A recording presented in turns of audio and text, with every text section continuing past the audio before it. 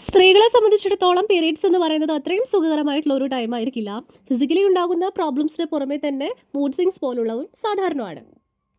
പീരീഡ്സിന്റെ ടൈമിൽ അവരോട് ഇടപഴകുന്ന പാർട്ട്ണർ ശ്രദ്ധിക്കേണ്ട കുറച്ച് കാര്യങ്ങളുണ്ട്. അവളുടെ രൂപത്തെ പറ്റിയോ മറ്റോ തമാശയായെങ്കിലും നെഗറ്റീവായോ ഒന്നും പറയാതിരിക്കുക. ഇത് ഈ സമയത്ത് അവളുടെ കോൺഫിഡൻസ് ഇല്ലാതാക്കാൻ വേണ്ടി മാത്രമേ ഉപകരിക്കുള്ളൂ. അവരെ പറ്റി തമാശ പറഞ്ഞു കളിയാക്കാതിരിക്കുക. സാധാരണ സമയത്ത് എല്ലാം തമാശയായി എടുക്കുന്നവർ പെട്ടെന്ന് പിണങ്ങിയെന്നോ കരഞ്ഞെന്നൊക്കെ വരാം ഈ ഒരു സമയത്ത്. ഇവർക്ക് പുറത്തേക്ക് പോകാനോ അല്ലെങ്കിൽ സോഷ്യലി ഇവർക്ക് ഇടപഴകാനോ ഒന്നും താല്പര്യം കാണില്ല. ഇക്കാര്യം മനസ്സിൽ വെക്കുക. അതിനുവേണ്ടി അവരെ നിർബന്ധിക്കാതിരിക്കുക. ചിലപ്പോഴൊക്കെ ഒരു റീസണും ഇല്ലാതെ പെട്ടെന്ന് ദേഷ്യപ്പെട്ടെന്നിരിക്കാം. ഇത്തരം സന്ദർഭങ്ങളിൽ അവളോട് നയത്തിൽ ഇടപെടുക. ക്ഷമയോടെ കാര്യങ്ങൾ കൈകാര്യം ചെയ്യുക.